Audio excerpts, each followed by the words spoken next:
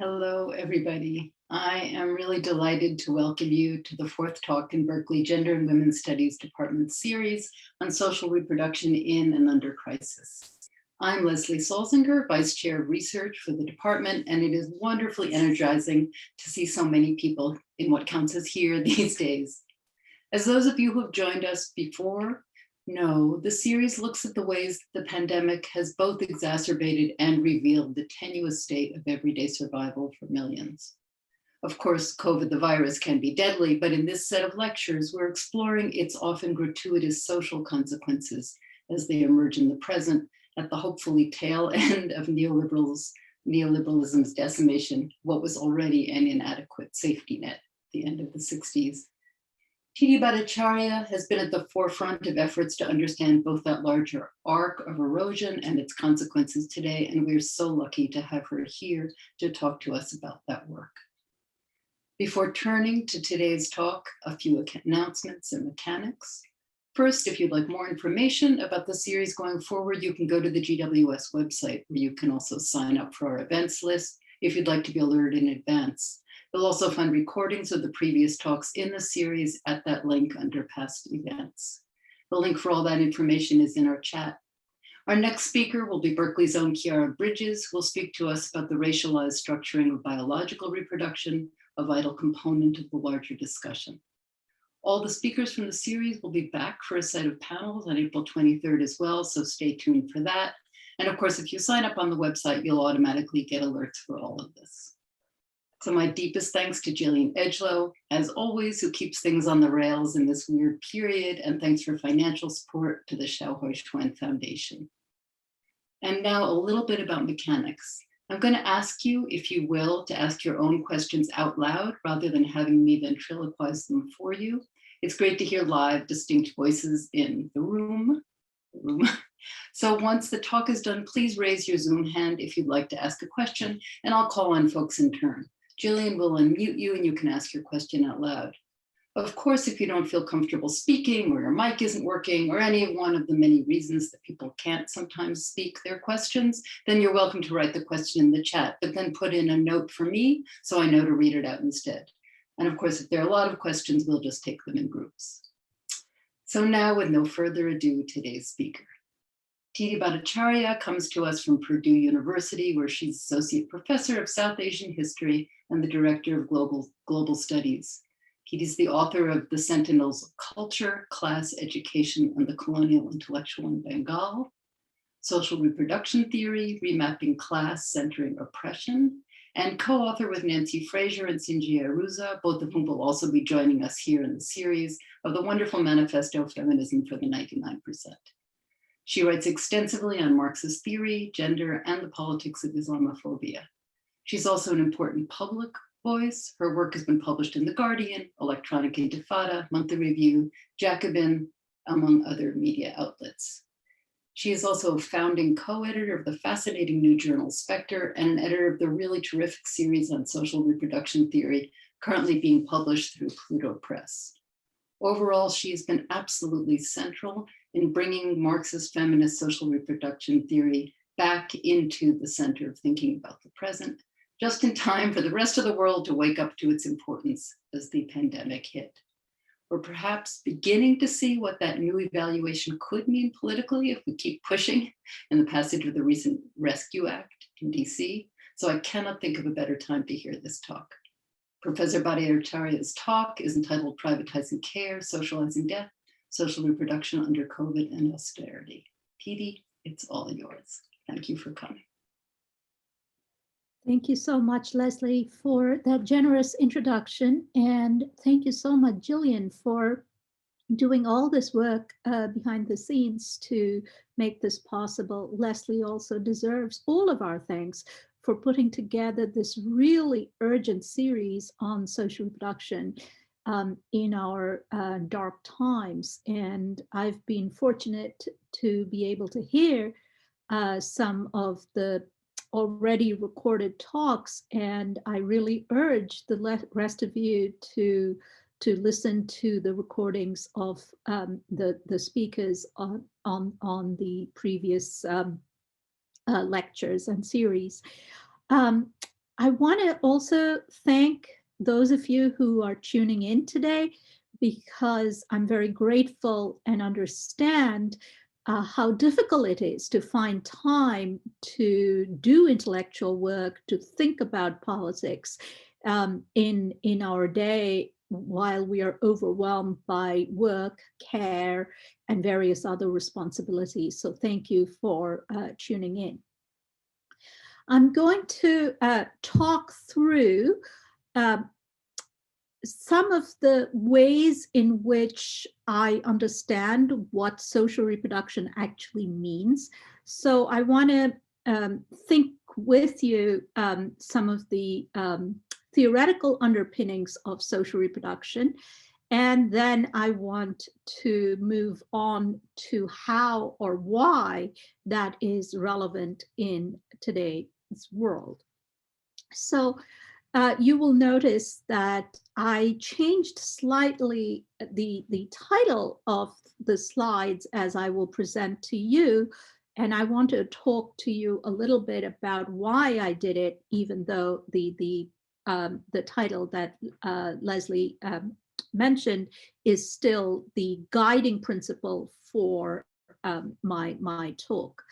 So I'm just bear with me as I share my slide with you without messing up too badly.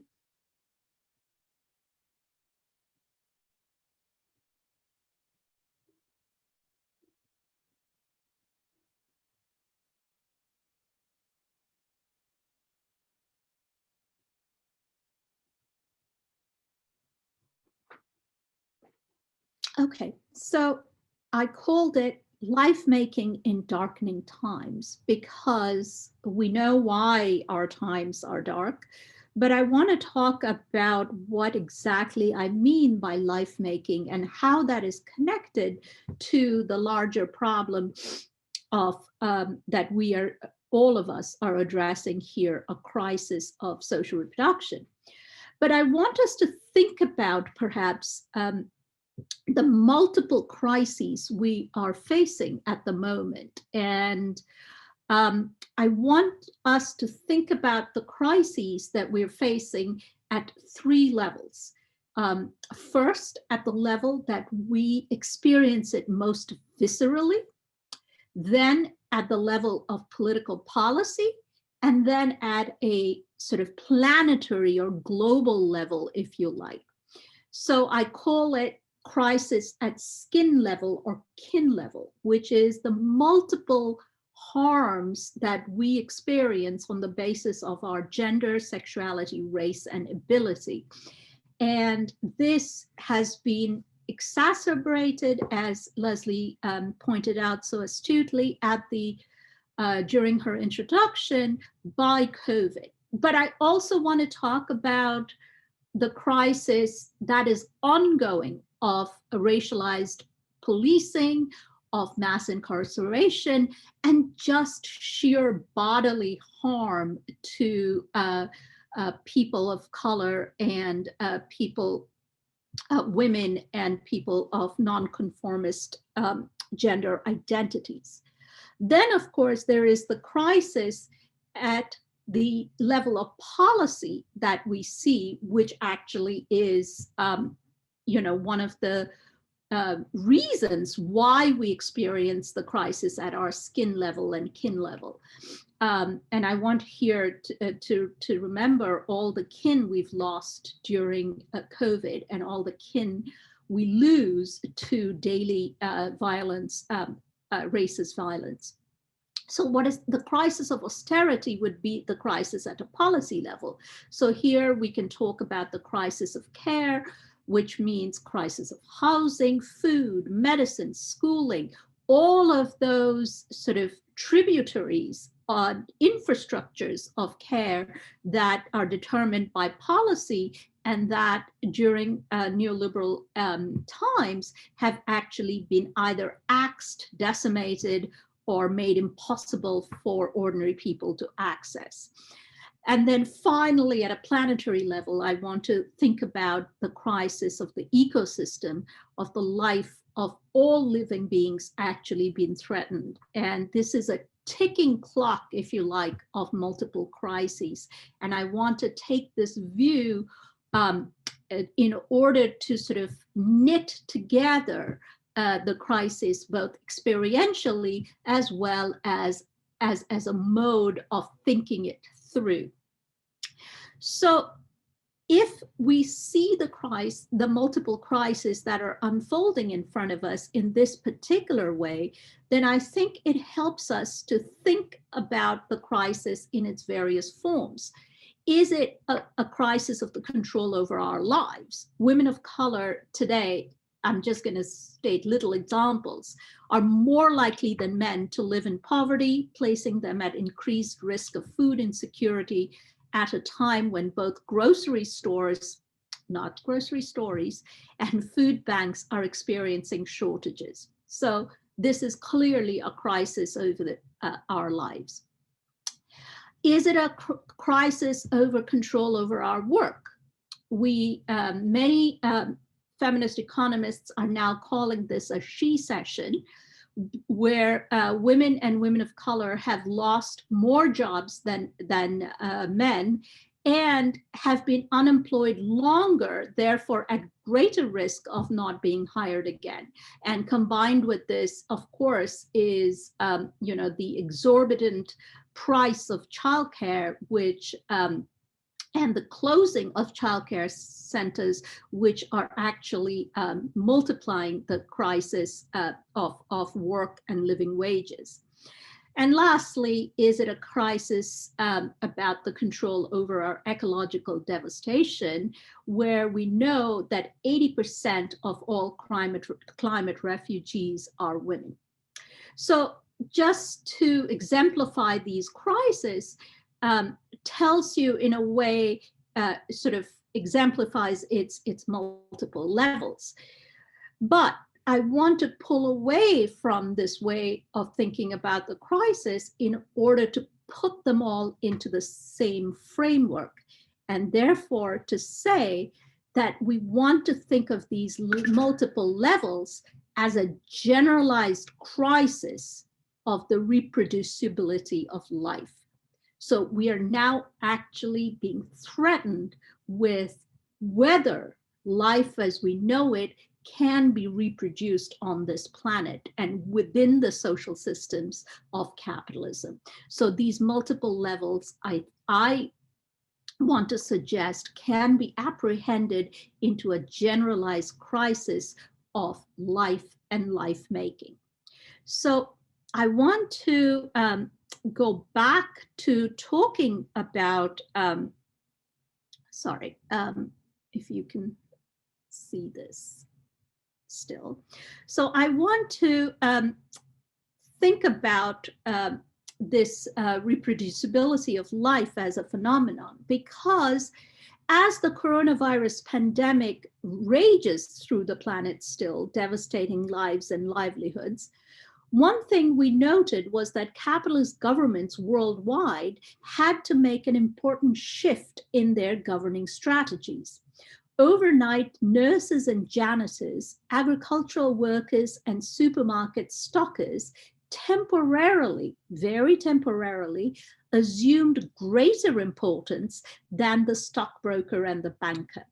The work of producing commodities for profit suddenly took a backseat, again temporarily, while reproductive labor, the work that reproduces our capacity to labor and ultimately life itself, was put center stage. So this has been our experience, of the coronavirus pandemic. So I want to use that as a launching pad to talk about social reproduction feminism, which is something that I work with and is relevant to this conversation we are having today. Social reproduction feminism is the name given to, I would say, a set of conceptualizations from different strands of Marxist and socialist feminism that try to explain these processes of life making, which is, how we access food. What does it mean to have healthcare? all of these ingredients that contribute to life and life making.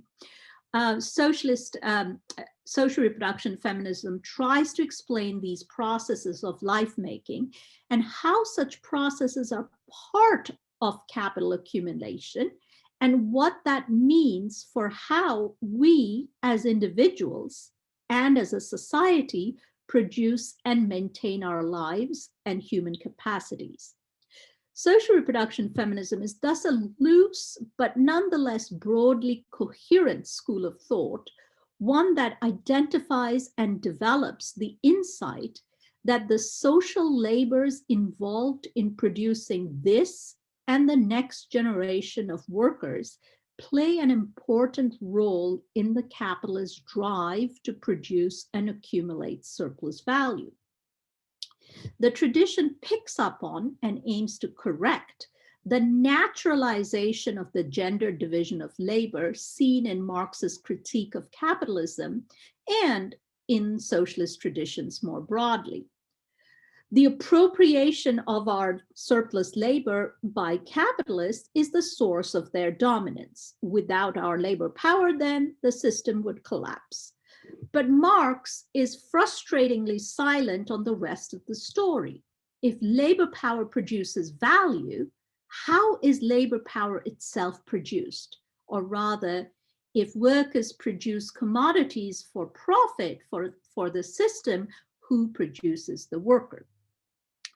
So in the view of social reproduction feminists, labor is first and foremost the practical human activity required to produce life in general. Okay, so everything we do towards the sustenance of our life and those around me, around us, is sensuous, concrete labor, right? So, however, under capitalism, that work is inserted within the relations of capital, and that work is also produces not just people, but because people are primarily workers, that kind of sensuous labor of care and life-making produces workers for capital.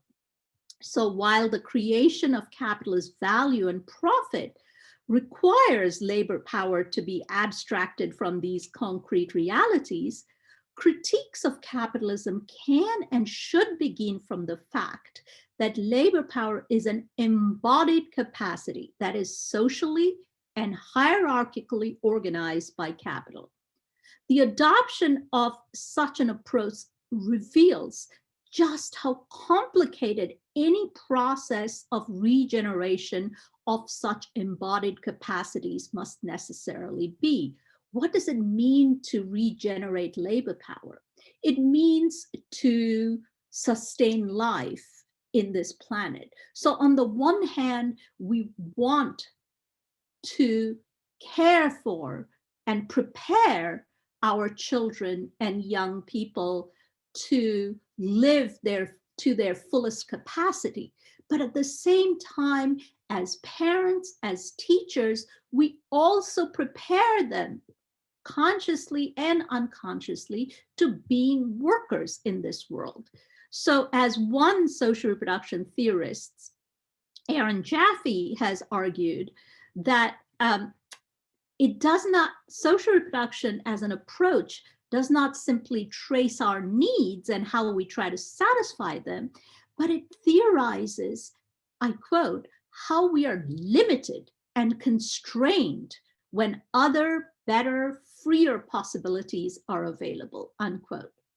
So social reproduction feminism is above all a theory that attempts to explain the link between labor power reproduction and capitalist accumulation on one hand and social oppressions on the other. So I want to be very clear here what we are talking about. So when we say social reproduction is about care, we mean care in the most expansive sense possible. We mean care work as actually the work of life, for the maintenance and preparation of life on this planet. So as we know, I hope you can see still. So as we know, so this is why social reproduction feminism has a very expansive idea of care work as the work of life. Care work in the home, as we know, is mostly performed by women, whereas professions with the spirit of care work, so the spirit of life making and maintenance of work, such as teaching, nursing, home care, those professions have larger numbers of women than men. Those services and infrastructures, schools, hospitals, public transports, are then vital to not the production of profit, but in the production of actual people, okay?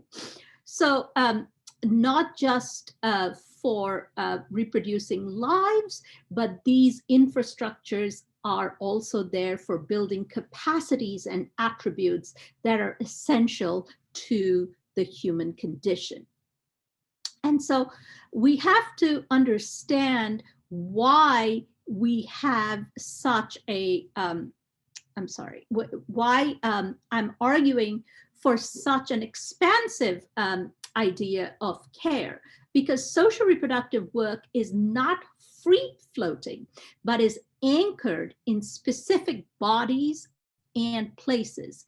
And attending to both of these concrete aspects within a capitalist totality is what allows us to analyze social reproductive labor as always racialized, as always gendered. Okay, so these are not sort of care, and the production of life is not neutral acts. They are always already embedded in structures of existing racial and gender hierarchies. So to go back to our slides, we have to then think about, if you like, how to, oops, I'm sorry.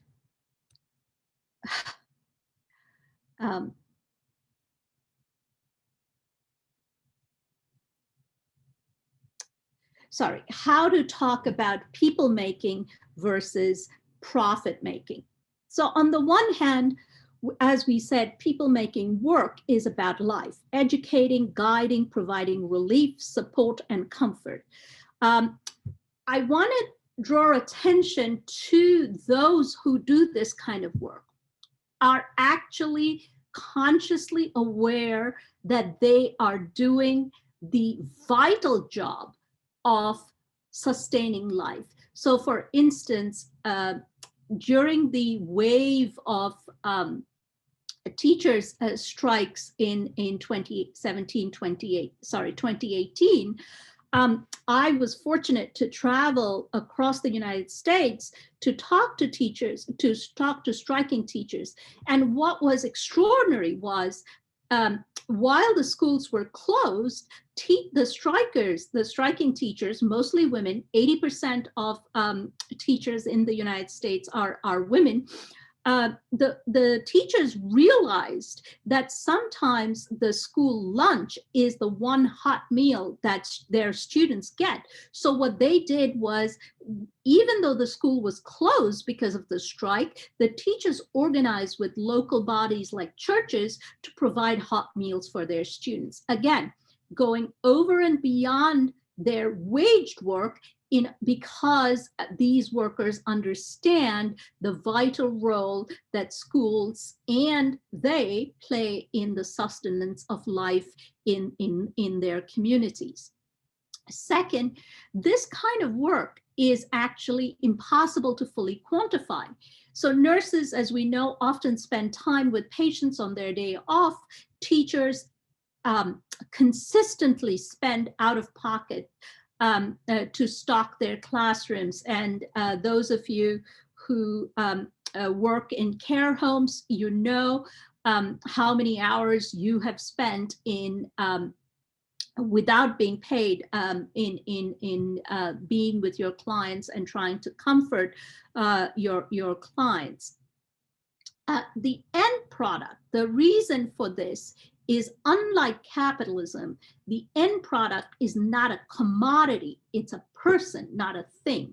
So this sort of performance is especially difficult to measure in gendered jobs such as health, education, and childcare, because a lot of this work is actually not quantifiable. Okay, you cannot quantify how much time you need to spend with one student while and not with the others. So one student may have different kinds of needs from you as a teacher, or a patient may have a different need from you as a nurse, and it's impossible to homogenize and quantify this sort of work. And feminist economists will tell you that this is why men tend to go for jobs which are quantifiable, whereas women are often stuck in jobs that not only does not value their work, but also refuses to acknowledge the amount of unwaged hours that women put in to these sort of jobs. Whatever the work that we do in order to maintain life is, however, under capitalism, not valued, because wealth in capitalism is measured in dead things, not in living people and their welfare. So dead things meaning commodities. That's how wealth is measured under capitalism, not measured in flourishing and sustainable lives and communities. So this is why this sort of work is not just undervalued, but actually at the first opportunity, capital will try to cut funding for this, because funding for this sort of work comes out of profits. So capital tries its very best to spend as little as possible to these kind of labors, and to actually cut services wherever it is possible. We know that globally, 70% of health and social workforce are women, compared to 41% in all employment sectors. Nurses and midwives often provide care in communities where no other health professional exists. So that is the piece of the paid work that we do in the social reproduction sector. But of course, added to this, there is the unpaid work that makes paid work possible in the first place. So from cooking, cleaning, to fetching water and firewood, from taking care of children and the elderly, women carry out at least 2.5 times more unpaid household and care work than men globally. Okay, so both of these work compose what we call women's work. So really, while capital makes a distinction of calling someone a working woman, I don't think as feminists we should actually have a separate category for a working woman, because all women really are working women. Some of their work is waged, while other parts of their work, a large part of their work, remain unwaged, but it doesn't mean that they're not working. What happened, I want to backtrack a little bit and talk about the regime of capital that we call neoliberalism, that we can date back to the end of the social movements of the 1960s and the beginning of the sort of retrenchment of the 1970s and a crisis of profitability for capital. So neoliberal policies actually globally shifted resources from public to the private sector, reduced benefits to recipients, and affected the lives of clients and workers alike, as we know. And since the 1970s, neoliberalism continues to corrode institutions that the global working class needs for its life making. Okay, so what I call this is capital has a relationship of reluctant dependence with these institutions of life making. On the one hand, capital needs these institutions to continuously care for and produce new workers, but it does not want to spend any resources in precisely doing that sort of work. So as long as it can be foisted onto individual responsibility, onto individual families, capital is perfectly happy to take into, through its workplace doors, fully reproduced workers. So increasingly then women face the double jeopardy of the burden of care within the family unit, while simultaneously care was commodified. And so we had increasingly women of a particular race and class, which would be, upper class white women of the global north, who could buy care now from immigrant women and women of color in order to actually take care of their home for them. So care, on the one hand, for working class women became a double jeopardy, where they had to both do waged work, as well as because healthcare and other provisionings were cut, had to take on more responsibilities of care in the home. But on the other hand, care was also commodified, so a lot of jobs, of care jobs, then went into already racialized hierarchies. So immigrant women or women of color ended up doing these really badly waged care jobs. What we saw was a sustained attack, in other words, on life making. Food and fuel subsidies were removed. Public distribution systems were dismantled. In India, when I grew up in the 1970s, we had what we called the ration shop, which was the public distribution system where, families would line up. I've been on such lines every Friday to get government distributed food and fuel for the home, right? So these, the ration system was completely dismantled under the neoliberal government of the 90s in order to cut costs under the direction of IMF and World Bank. So, I think back on those Fridays of my childhood, while I used to hate carrying the rice and the dal back into the home, now I regard those trips as sort of have become artifacts of a past that no longer exists. Similarly, hospitals and schools were privatized. Even public parks were sold off in order to balance budgets, or in other words, to try to restore capital's profitability.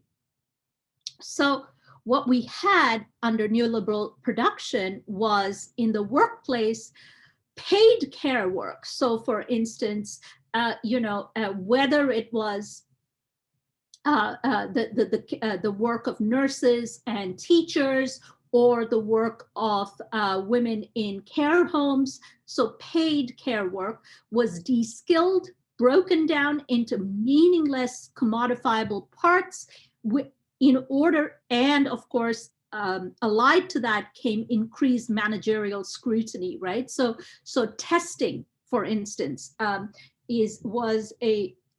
continues to be under bipartisan governments, testing in schools for students continue to be a means of actually controlling teachers' work, right? So, and that kind of data production, it's the same for nurses. How many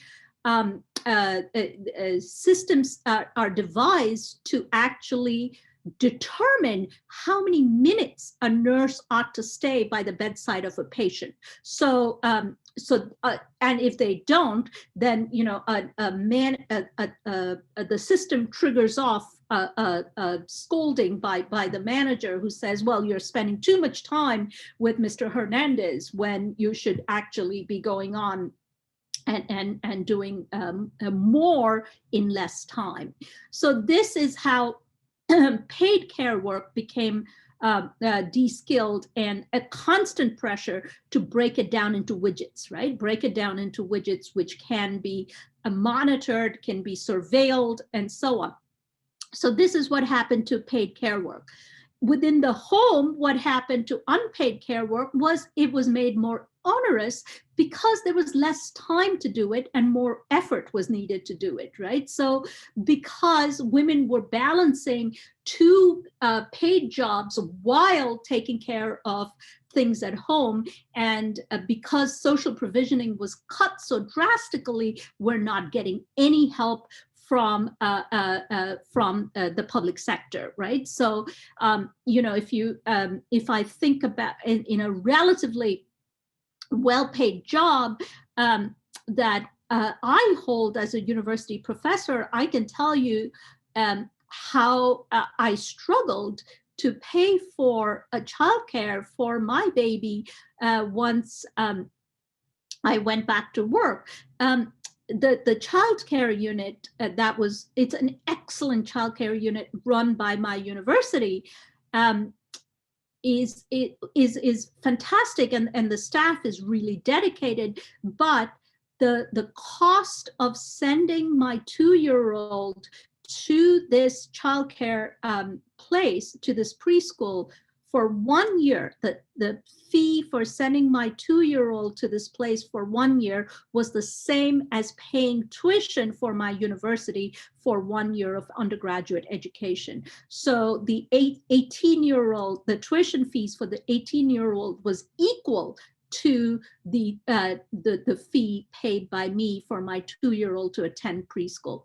And this was a preschool that people went into, graduate students had access to, and held and did numerous jobs. I know from speaking to people, had to hold down several jobs in order to place their baby in this daycare, simply because all the other options were even more expensive or less adequate for their needs. So paid care work became de-skilled, unpaid care work became more onerous. And ultimately, this kind of work, this kind of focus on cutting resources for care and life-making means that communities were left with poisoned water, poisoned air, and minimal food resources. And let us, in the United States particularly, we have to understand how deeply racialized life-making processes are when we note that even to breathe air is a racialized function by capital, where the vast majority of polluting industries in this country is sited in neighborhoods of color. Okay, and even the New York Times actually last year ran a pretty good report on these polluting industries, where communities and communities of after communities of Black people and Black workers realized that they had either cancer or breathing difficulties because of one particular industry that had been spewing these vapors in their neighborhood. And please, while we think about that, how these industries are cited in our communities of color, we also have to think about that had already created these manufactured vulnerabilities in our communities, into which came in a deadly virus of COVID-19. So we then had what neoliberalism produced for us, or wanted us to do, is create an assembly line of people making, jeopardizing the health and welfare of entire communities. Nurses were given these, as I said before, electronic health record systems, these various ways to, streamline care. Teachers had high-stake testings tied to teachers' assessments, and public services such as transport, social housing, environmental protections were all removed. So in other words, what neoliberalism wanted us to do is produce people the way capitalism produces commodities and widgets, right? So instead of thriving communities and life, what we were left with was a tyranny of things and thing making. Okay, so this is how neoliberalism led us. This is the context, if we understand, of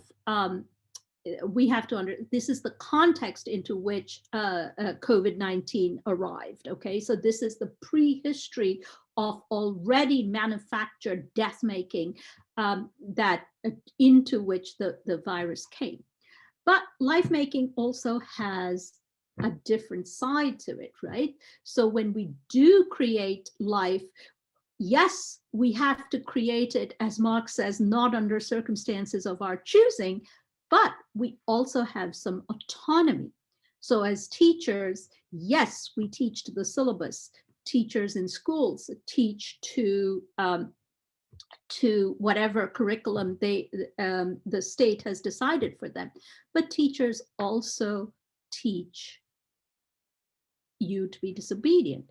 Teachers also teach you to care for other humans. Teachers also teach you anti-racism. Teachers teach you about sexism. So these are seeds that are imminent in the kind of work that we do, even though we do it under circumstances determined by capitalism.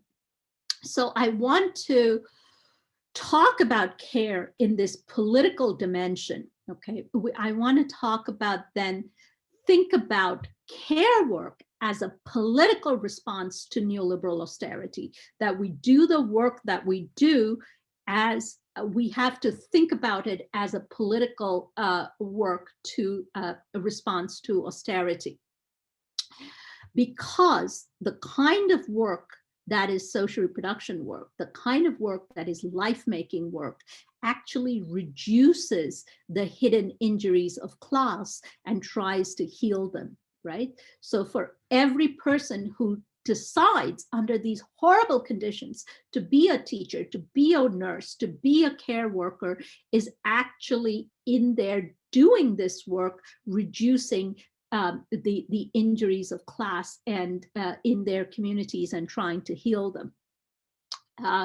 So the fight that we see erupting, the fight over better hospitals, schools, clean water, are then ultimately actually anti-capitalist struggles, because the fight to maintain these institutions, the fight to maintain the autonomy of our labor, actually challenge the logic of the system that values widgets over life, that value profit making over life making. So we can thus see why women-led struggles have erupted globally against austerity and against climate devastation, right? So I'm just going to give you a few examples. of life being asserted over things. We saw in Argentina mass strikes by women against gender violence, and in fact, a victory. In Ireland and Bolivia, we've seen mass movements, women-led mass movements against water privatization, both of which have succeeded.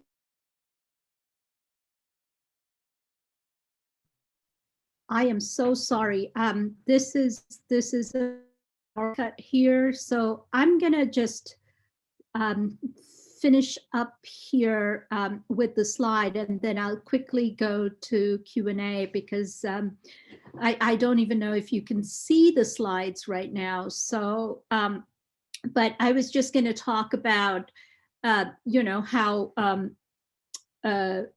we've seen in recent times these multiple strikes for over to establish control over life making, mostly led by women, and of course the pinnacle of these, if you like, is the anti-racist, anti-police violence uprisings of last summer, which was a way to establish again the dignity and the urgency and dignity of Black lives. So I want to maybe wrap up there with just the one thought about, you know, not wanting to return to the new normal once we go back to life after the pandemic. And here I think, and that's where I want to end. And thank you so much about thank you so much for your patience with that. I want to end by talking about this new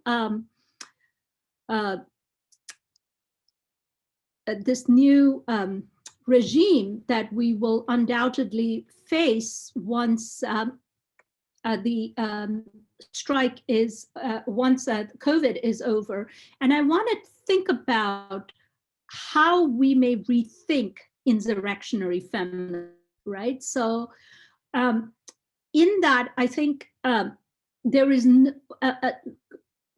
theorizing logistics in recent times.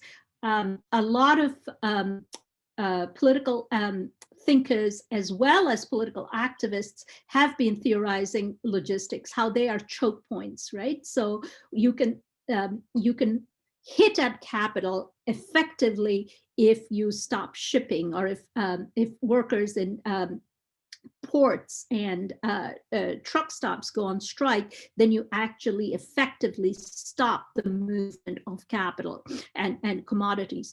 But I think we have to rethink from a social and feminist point of view that there is no reason to exclude schools or hospitals as key strategic sectors within the potential of disrupting capitalism, because while sexism is a tool in the neoliberal toolbox for wages and benefit cuts, care sector workplaces are actually sites where scripts of resistance are shared, right? So we've seen the pouring of solidarity for Black Lives Matter from various sections of working class, and we've seen how anti-racism can become a tool in the union struggles when we the teacher strike of last few months.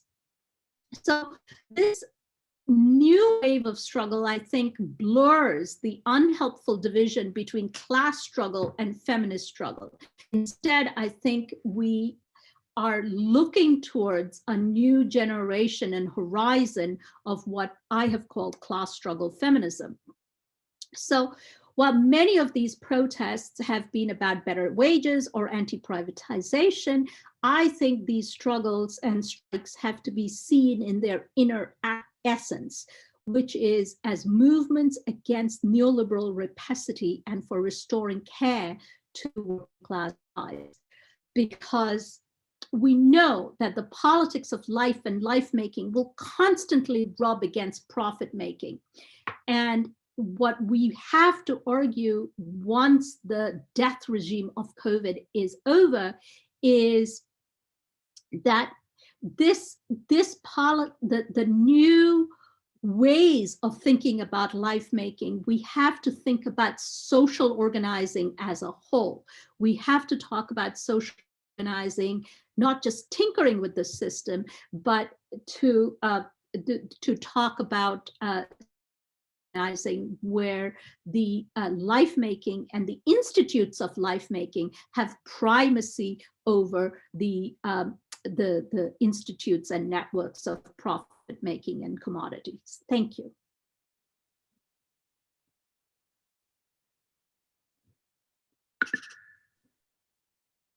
Thank you so much, Tithi, for that great talk. And I really appreciate you keeping on going in a challenging moment. So thank you for that. So we're just gonna keep on going here with questions. So the floor is open. As I said earlier, if you put up your Zoom hand, we can unmute you and you can jump in and ask a question. So does anybody wanna? Actually, maybe I'll start us off with a quick question myself. I'd love to hear you talk about the ways that the commodification of reproductive labor has shifted, made easier or harder, has made different sort of forms of identity more or less important in terms of questions around resistance to capitalism more generally. So, you know, as reproductive labor is more commodified, do those choke points, for instance, shift, and how would they have sort of changed over time? You could just talk about that a little bit.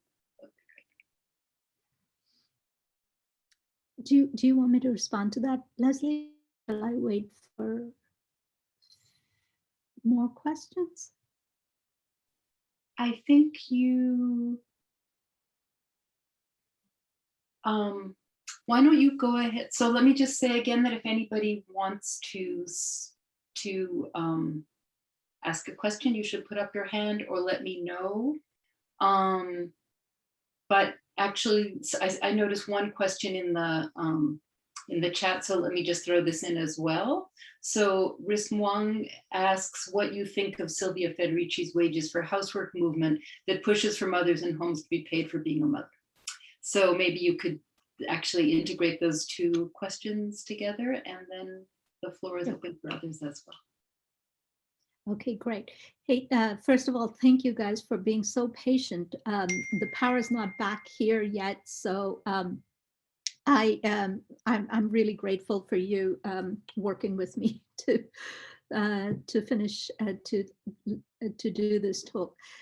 So, Leslie, thank you for this wonderful question, and thank you, Riz, as well, for actually enriching the question further.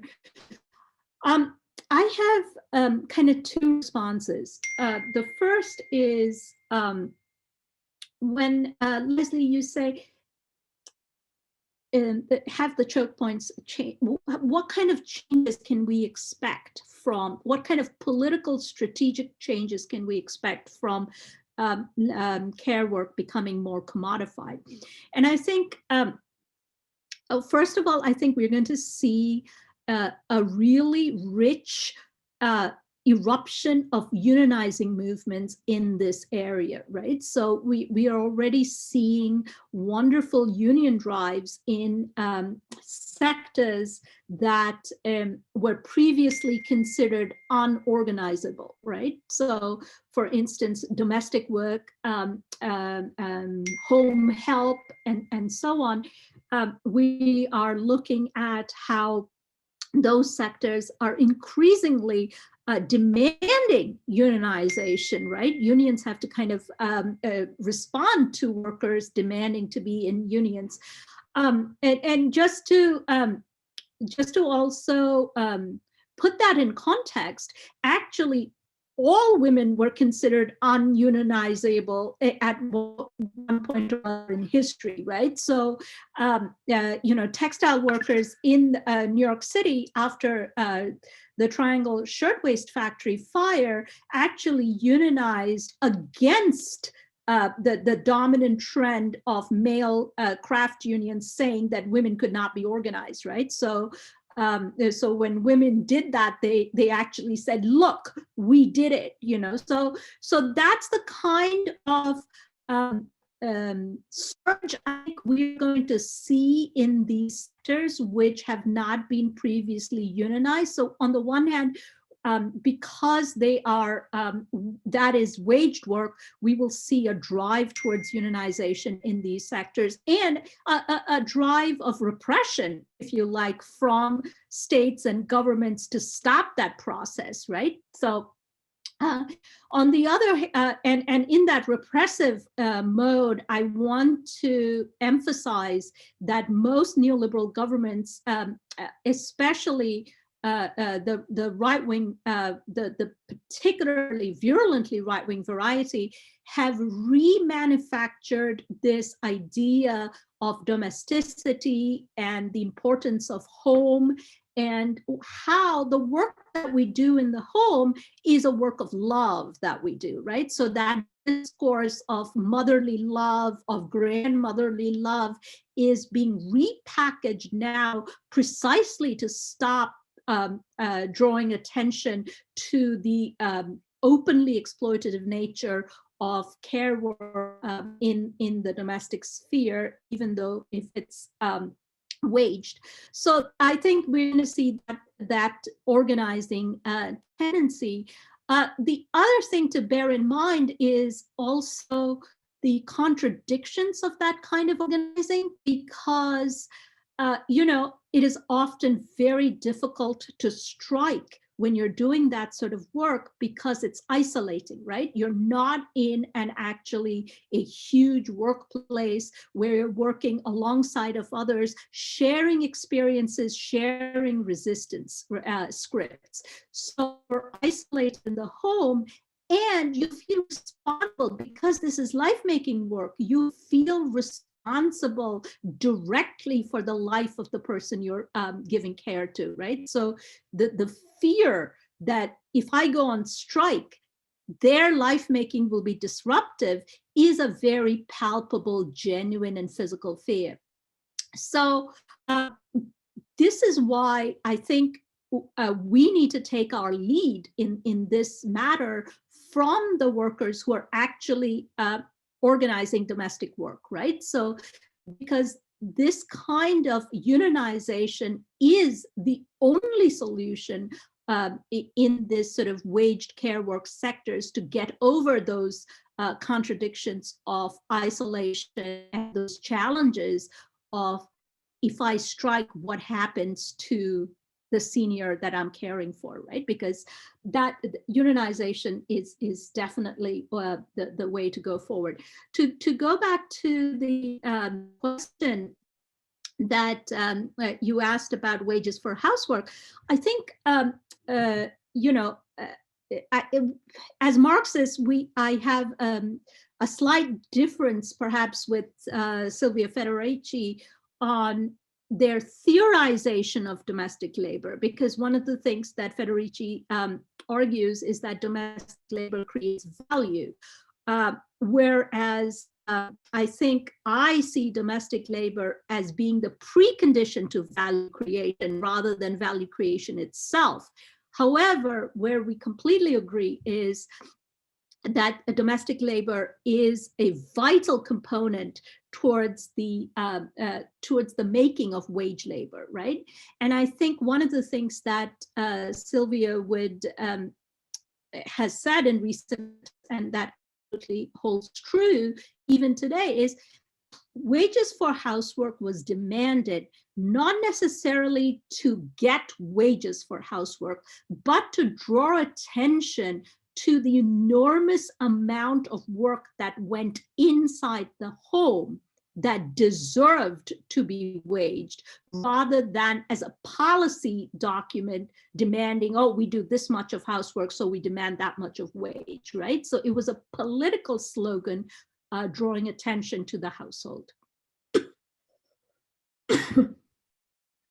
Thank you so much for such a complete answer. I'm going to take a couple in a row, and then there's some people also in the chat where I'm going to speak it a little bit. But first, Lori Penny has a question. Thank you, firstly, for such a wonderful talk. I was wondering if you had any thoughts on the fact that birth rates and marriage rates among straight people, straight women have, or at least women who are romantically interested in men, have fallen off a cliff in the last 5 or 6 years, particularly around COVID. And I'm wondering if you think we're seeing any sort of strike in social reproduction and people thinking it's just not worth it. That's my question. Thanks, Laurie. I hope you're going to write something about Clapham Commons. We are looking towards London and the UK right now for a lot of these insurgent feminism taking place right now. But thank you for your question. You know, I think New York Times ran a huge piece on birth rates falling in America in 2009, right? From what I remember. And I thought, wow, there was a recession and everyone lost their jobs in 2008. And the New York Times just discovered why women might not want to have children in 2009. Well done, New York Times. Grand theorizing. So you are absolutely right. And I think I want to follow on with that, I'm not sure if it's a strike. I really wish it was, okay? But what I want to say is in the global north, in particular, we're seeing birth rates fall among straight people because it is becoming more and more unsustainable to have children, right? So my story about, you know, how hard it was for me to afford childcare for my child as a fairly privileged wage worker professor just demonstrates how awful it is to find childcare if you are a working class woman holding down 3 jobs. And, you know, a lot is made of women of colors, extended family networks and communities. And yes, that's fantastic that, you know, you celebrate our extended family networks, but our extended family networks exist to support and love us, not in order to make up for the fact that you provide us with no affordable childcare, right? It is not my mother's job to be a grandmother because you haven't provided childcare. She needs to be a grandmother in her own time and in circumstances of her choosing, not because she has to, right? So I think increasingly in the global north, it is becoming very, very difficult for working class women to have children. And so I think and there is the sort of ambient fear that permeates all of us about the climate crisis right now, right? So people are, you know, very, very discerning for both material reasons, lack of resources, and ideological resources as and when to have children. And, you know, lack of reproductive healthcare education and resources does not help that at all. So that, I think, would be one way to sort of answer your question, Lori. Thank you for that. So we have a few questions in the chat for me to read out, but we also have 3 hands. So I'm going to call on those 3 in succession, and then you can do whatever makes sense to you with those. So Jana Karenko, could you jump in, please? Yes. Hello, Professor. I'm very thankful for this wonderful lecture. I have a question. So I am a student in the Gender and Women's Studies department at Berkeley, and we've read for today your piece, How Not to Skip Class. And so one of the question that came up from this reading was, obviously it was really fascinating to go back to the Marxist theory and to see how it led to the Marxist feminist movement. But one of my question is, to what extent neoliberalism has reshaped the definition of class, and how it has remodeled or completely transformed this understanding of class, and how it's relevant for feminists. Thank you, Jana. Thank you, Jana. Why don't we just, Keith Brower-Brown, want to jump in? Thank you, Professor, for the great talk. You situated the crisis of care in this broader ecological reproduction crisis. And I was wondering if you could speak more to the opportunities for solidarity, or what strategy you see forward between this sort of care strike organizing and that broader ecological crisis. Thank you. And last in this group, Tracy Levy. Hi, thank you for that just tour de force on how to.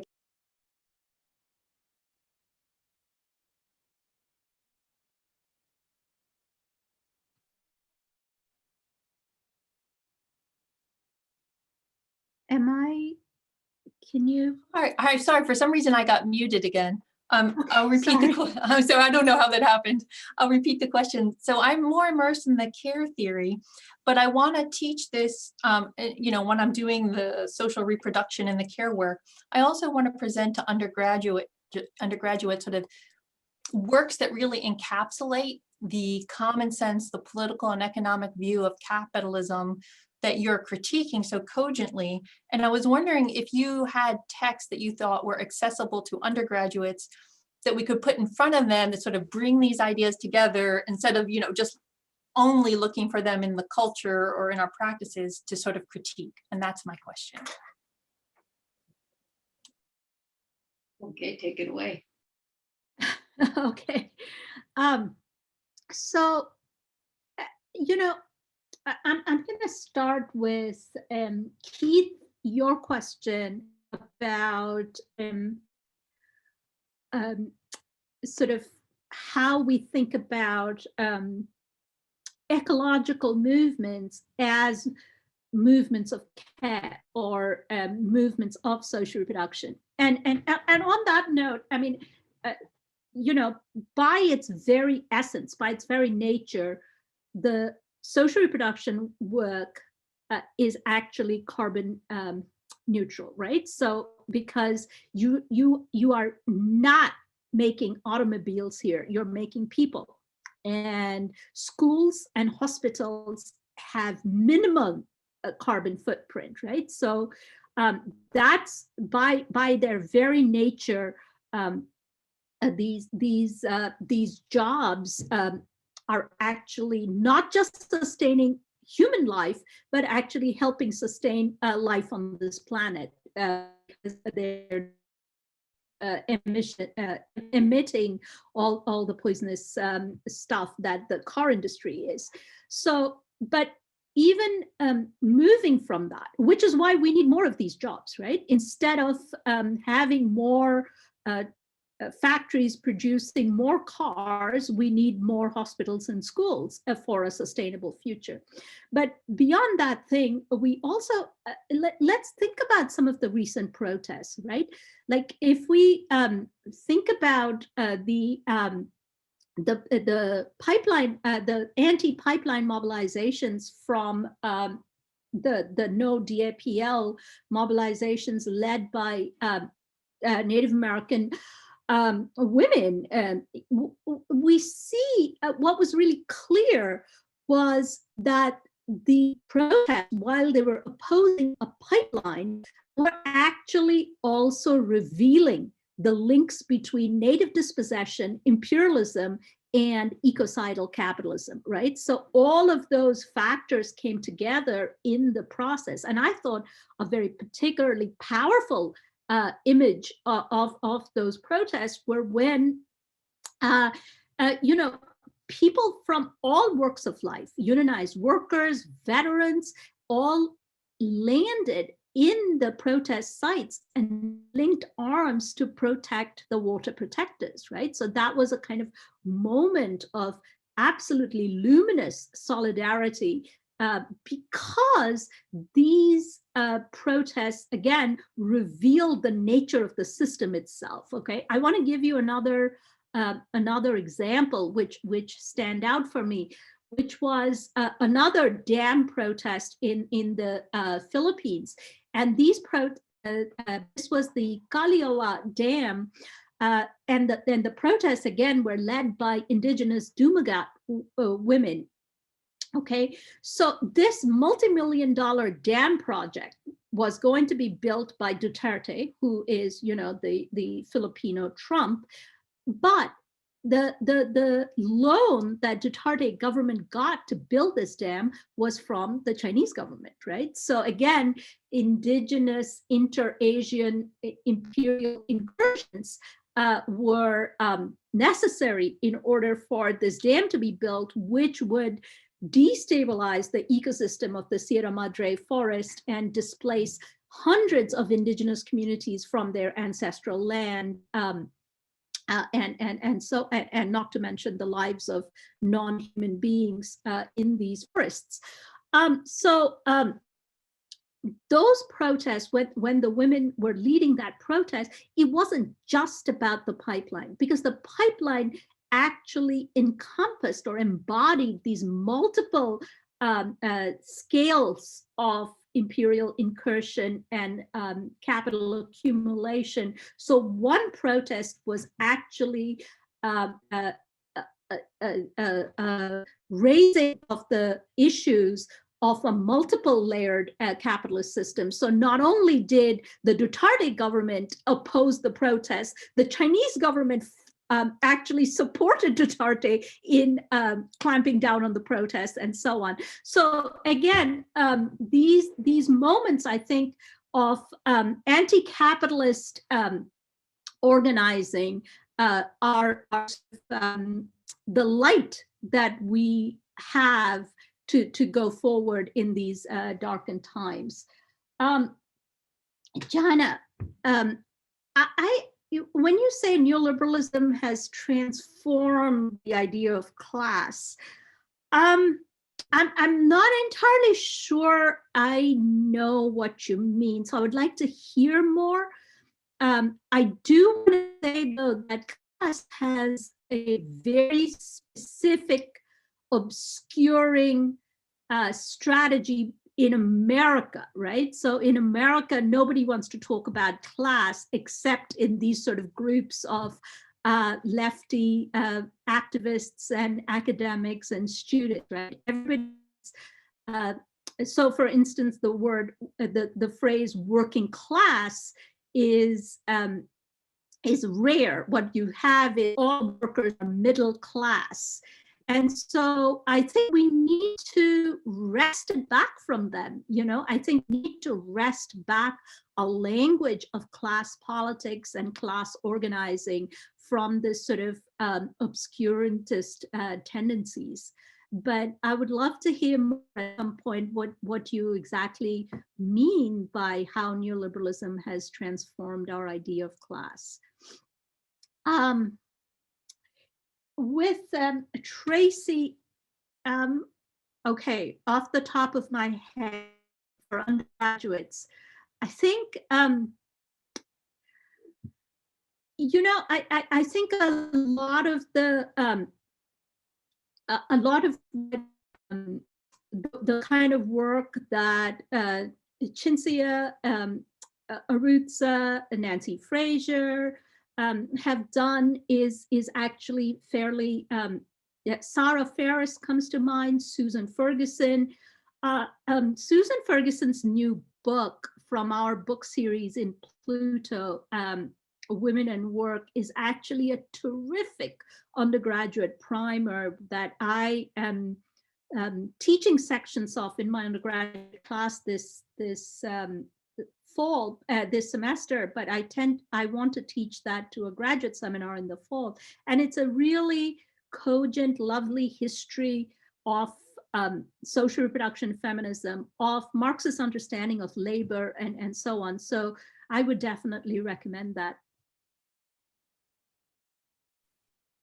Thank you. We have a trillion questions in the chat, so I'm going to read out just a few of them, and you've just got a couple of minutes to say what you like about them. So Roxana Calderon wondered what you think about the restrictive abortion laws, such as the one in El Salvador, and how that is in the interest of neoliberalism people making. Like, how would you square that circle? Shuvatri Dasgupta is interested in you talking about the care work of mental health professionals and how that's become so crucial in the present, including in universities. I'm going to throw in one more, and then you can. And then Devadatta Chakrabarti asks about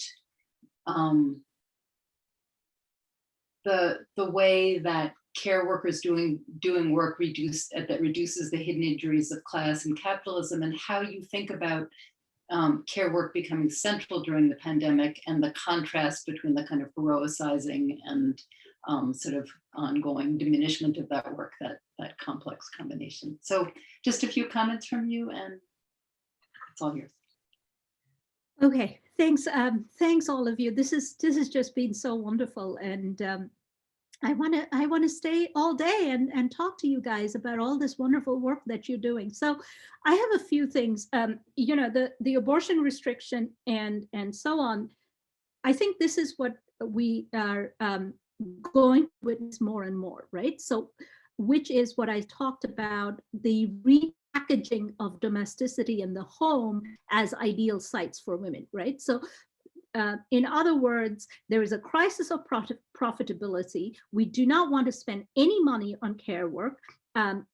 Instead, we want you to do more and more of the care work without pay, which means you have to do it for love, which means we have to elevate a certain kind of love, heterosexual, heteronormative, domestic love as the ideal for the reliable reproduction of the next generation workers. Okay, reliable is a very, very important criterion for capital. Okay, that's why heteronormativity to such an extent, because that has been tried, that mode has been time-honored, tried and tested by capitalism to deliver, right? So we're going to see more and more of these restrictions upon our reproductive freedoms.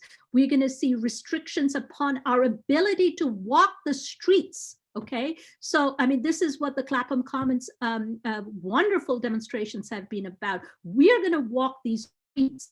You do not have the right to intimidate us and subject us to your state or personal violence. Okay, so all of this is to, on the one hand, push women back into the home, but not literally, because we do need women in the workforce as well, but to push women back in the home ideologically, so that you're grateful for the low-wage job that you have while bearing the burden of domesticity inside the home. This is why I think this is the right moment for us to also sharpen our critique of the family alongside of our critique of waged work, right? So, you know, to talk about the dangers and violence of families, to talk about the problems of a heteronormative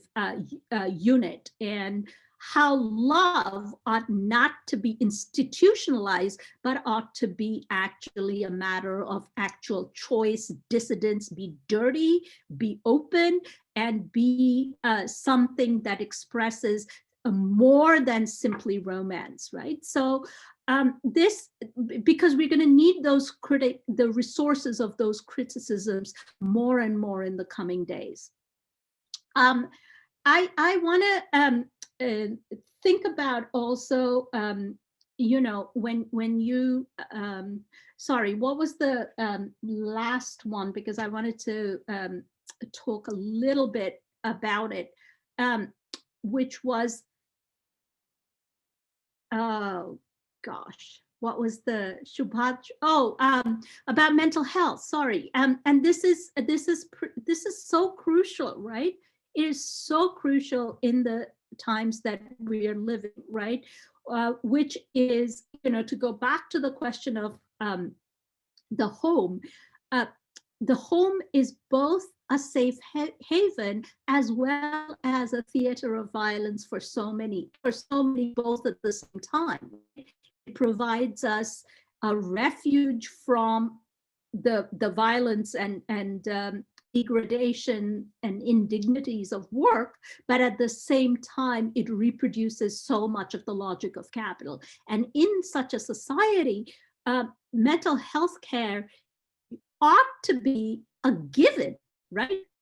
Given, yet it's so much isn't. And, again, the way mental health care is organized in this country, you can see very clearly is done for the sake of profit, not for the sake of care, because you can have as many prescription drugs as many times as you possibly can, but most insurances will give you 5 counseling sessions, if that, right?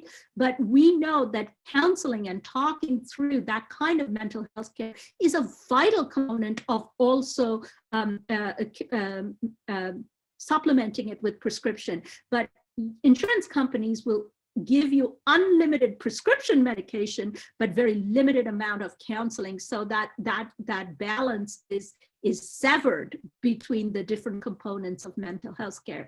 So again, this is another to lead an anti-capitalist struggle for Medicare for all, not just a struggle that is tame, that is legal, that is approved. I think we need disruptive strikes, disruptive occupations to demand Medicare for all in this country, precisely to talk about and access care in that holistic manner. It is already 1:36, so I'm just gonna thank you so much for, there's a lot of really, really interesting questions in the chat. So I just want to assure everybody who put questions in the chat that we will get those to Professor Bhattacharya so that you can take a look at them. And I really want to thank you for Grace Under Pressure. It's a drag to have your internet go down right in the middle. And so thank you for coming back and for that really, really wonderful talk. And hopefully next time we'll be in person. See everybody soon. Take good care. Bye-bye. Thank you. Bye-bye.